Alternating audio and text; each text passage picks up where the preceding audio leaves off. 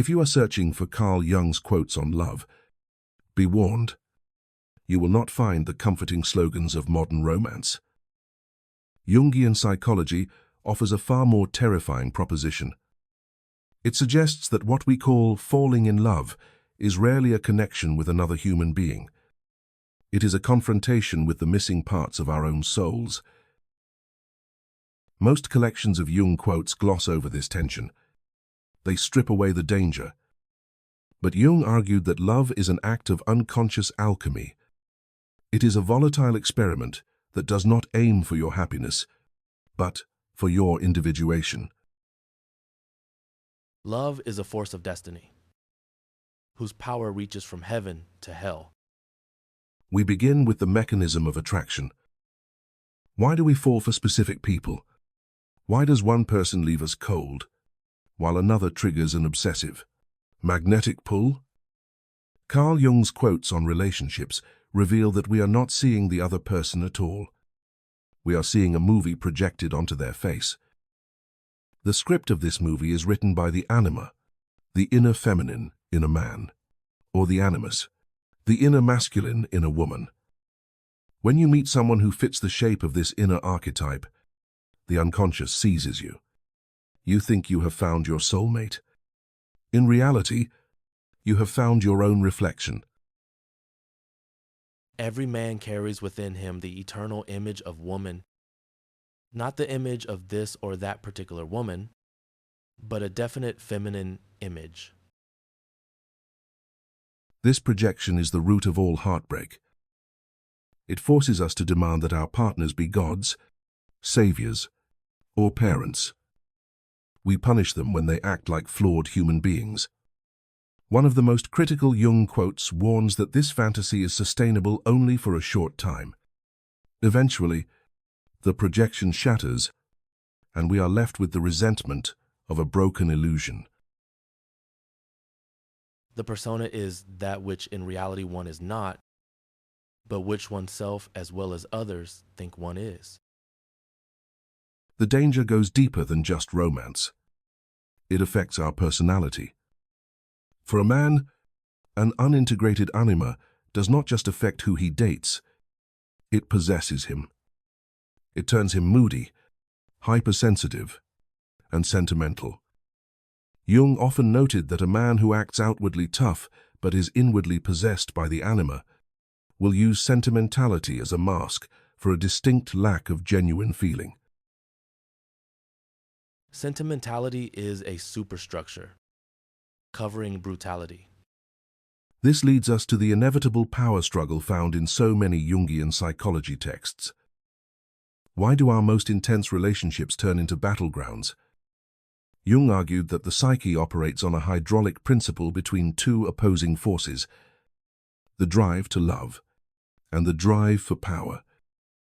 These two cannot coexist. Power seeks to control the object, to make it predictable, to own it. Love requires the surrender of control. It requires the terrifying act of letting the other person be totally other. If you are keeping score, manipulating, or trying to win, you are not loving. You are exercising power to manage your anxiety. Where love rules, there is no will to power. And where power predominates, love is lacking. The one is the shadow of the other. Many people try to escape this tension by seeking peace at any cost. They repress their anger. They swallow their truth to maintain a perfect image. But Carl Jung's shadow quotes remind us that a relationship without conflict is a dead relationship. Consciousness is born from friction. A marriage that is smooth is often one where both partners have fallen asleep, refusing to do the heavy lifting of individual development. Seldom or never does a marriage develop into an individual relationship smoothly and without crises. There is no birth of consciousness without pain. We often view ourselves as victims of our partners. We ask, why is he so chaotic? Or, why is she so critical? Jung answers that the environment of your life is not accidental. It is an externalization of your inner state. If you repress your own chaos, you will hire a partner to act it out for you. You will marry your shadow. The toxic event in the world is simply your own rejected soul coming back to claim its place. The psychological rule says that when an inner situation is not made conscious, it happens outside as fate. This brings us to the role of passion and the body. Jung was not a Gnostic who hated the flesh. Unlike the rigid moralists of his time, he saw passion as a vital, purifying fire. He believed you cannot become a spiritual being by cutting off your animal nature. To deny the body is to deny the roots of the tree. No tree, it is said, can grow to heaven unless its roots reach down to hell. However, he warned that in the modern world, sensation often replaces meaning. When the soul is starving, the body becomes voracious. Addiction, whether to sex, substances, or even political idealism, is a misguided search for the divine. Every form of addiction is bad, no matter whether the narcotic be alcohol, morphine, or idealism. Ultimately, the goal of a relationship in Jungian analysis is not happiness. It is transformation. One of the most famous Carl Jung quotes compares the meeting of two personalities to a chemical reaction. If you enter a relationship and leave it unchanged, the reaction has failed. You have merely rubbed up against another ego, protecting your own shell. Vulnerability is the catalyst that dissolves the old self.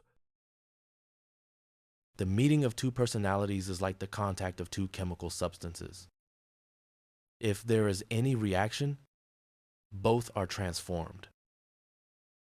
This transformation requires a paradox.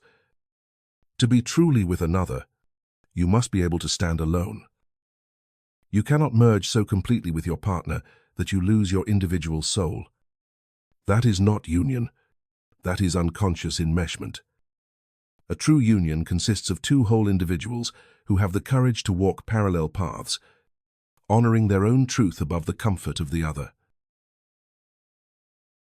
The validity of my life stands or falls with its truth. We finish with the hardest truth of all. There is a savior complex in all of us. We want to fix our partners. We want to carry their burden.